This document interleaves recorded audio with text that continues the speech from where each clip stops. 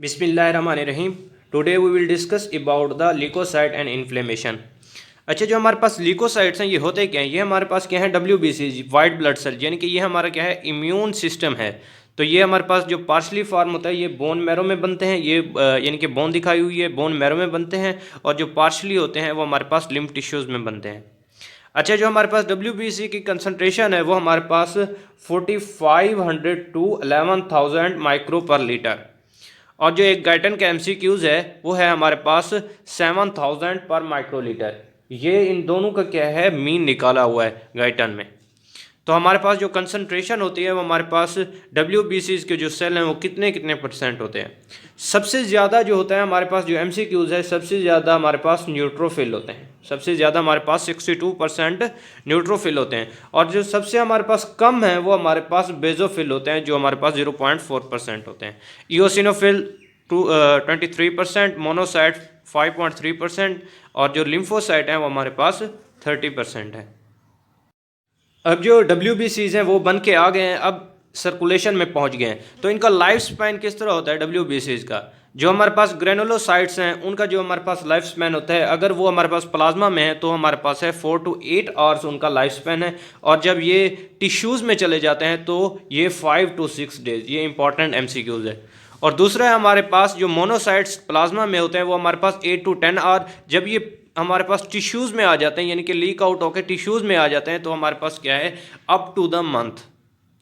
Next है हमारे पास neutrophil and the microphages against infection. इसमें हमने तीन चीज़ें याद रखनी है। जो हमारे पास न्यूट्रोफिल है हमारे पास ये लोब की तरह का स्ट्रक्चर होता है, ये इस तरह के लोब की तरह का स्ट्रक्चर होता है। और जो हमारे पास न्यूट्रोफिल है इसमें सबसे पहले जो हमारे पास अगेंस्ट इन्फेक्शन के, तो पहले देखेंगे डायबिटीज़। डायबिटीज़ में क्या होता है? हमारे पास ये एंडोथीलियम है ब्लड की, तो इन दोनों के दरमियान ये क्या करता है? स्क्वीज आउट हो जाता है, squeezing out from the plasma into the tissues. Number 2 है, यहाँ पर पहुँच गया, दोबारा अपनी शेप में आ गया। इसके बाद है एमियाइड मूवमेंट, तो अमीबा की तरह ये मूव करते हैं। नंबर 3 है हमारे पास कीमोटैक्टिक फैक्टर, यानी कि हमारे पास इधर हमारे पास जो हमारे पास कोई बैक्टीरिया है, कोई भी क्या है?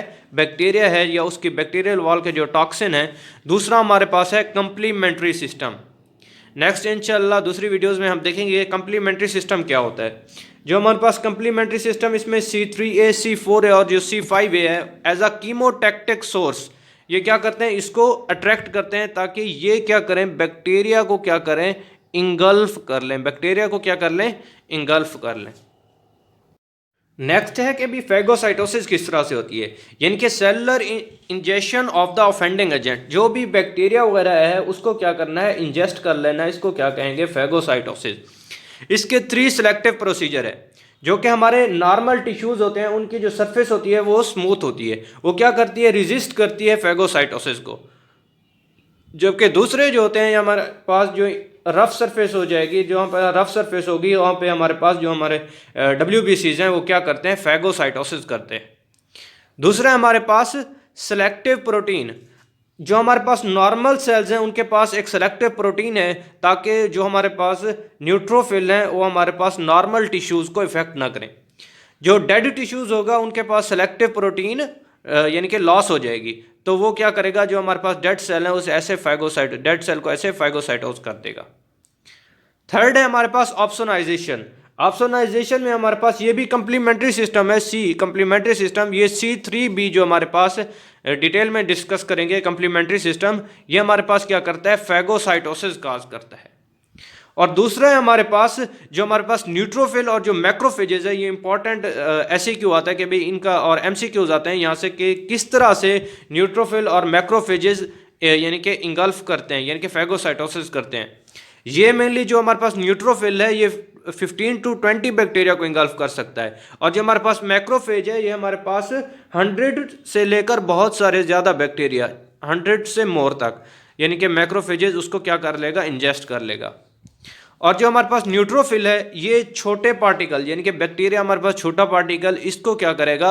यानी कि ऑप्सोनाइजेशन कर देगा। ऑप्सोनाइजेशन मीन फैगोसाइटोसिस कर देगा। और ये क्या कर देगा? फैगोसाइटोज करेगा RBCs तक के, यानी कि बड़े जो हमारे पास सेल हैं उनको भी फैगोसाइटोज कर देगा। अब इन दोनों का जो कॉमन प्रोसेस है, इन दोनों ने फेगोसाइटोज कर ली है, तो फेगोसाइटोसिस के बाद डाइजेशन होती है। डाइजेशन में हमारे पास लाइसोसोमल एंजाइम्स होते हैं और हमारे पास जो O2 नेगेटिव है ये हमारे पास सुपर ऑक्साइड है, हाइड्रोक्साल आयन है, माइलोपेरोक्सीडेज, ये सारे क्या करते हैं उसको यानी कि सेल को डाइजेस्ट करना स्टार्ट कर देते हैं। These are all discussed about the phagocytosis and the digestion of the WBCs. Next है हमारे पास रेटिकुलो एंडोथेलियल सिस्टम। ये हमारे पास क्या है, total combination of the monocyte, mobile macrophages, tissue fixed macrophages, bone marrow, spleen and the lymph is called as reticulo endothelial system. यहाँ पे जो हमारे पास जो मैक्रोफेजेस देखेंगे स्किन में और हमारे पास सबक्यूटेनियस टिश्यूज में, हमारा जो स्किन होती है ये हमारे पास स्किन है ये क्या है, इम्परमिएबल है। स्किन क्या है, इम्परमिएबल टू इन्फेक्शियस एजेंट। और जो हमारे पास सबक्यूटेनियस टिश्यू है वो हमारे पास हिस्टोसाइट्स, हिस्टोसाइट्स क्या करते हैं, एज एन एक्ट मैक्रोफेजेस करते हैं इन द सबक्यूटेनियस टिश्यूज में।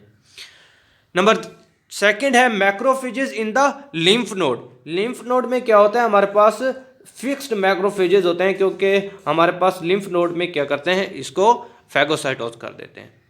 Alveolar macrophages in the lungs, जो हमारे पास लंग्स में क्या हो गया, हमारे पास एल्वुलर मैक्रोफेजेस हैं। ये प्रॉपर MCQs है। अगर कोई भी बैक्टीरिया यानी कि एल्वुलर मैक्रोफेजेस को इंजेस्ट नहीं कर पाता, यानी कि उसके बाद क्या करता है, ये जॉइंट सेल बना देता है। वो पार्टिकल जो डाइजेस्ट नहीं होंगे वो जॉइंट सेल जाके क्या कर देगा, डाइजेस्ट कर देगा। नंबर फोर्थ है कि भाई माइक्रोफेजेस इन द लिवर। हमारे लिवर या लिवर साइनोसाइट्स में क्या होता है, ये हिपैटोसाइट्स हैं और ये एंडोथीलियम है, और ये हमारे पास है लिवर साइनोसाइट्स। इसमें हमारे पास क्या है, कुफर सेल्स। इंपॉर्टेंट MCQs, लिवर में हमारे पास कुफर सेल्स होते हैं जो कि एज एन मैक्रोफेजेस काम करते हैं। और हमारा जो लास्ट है वो हमारे पास स्प्लीन और बोन मैरो में। स्प्लीन में हमारे पास रेड पल्प होता है, उसमें हमारे पास वाइट पल्प होता है। तो जो हम इसकी जो डिटेल करेंगे वो हम हिस्टो में करेंगे। These are all discussed about the macrophages system and the reticuloendothelial system. Thank you so much. Jazakallah. Allah Hafiz.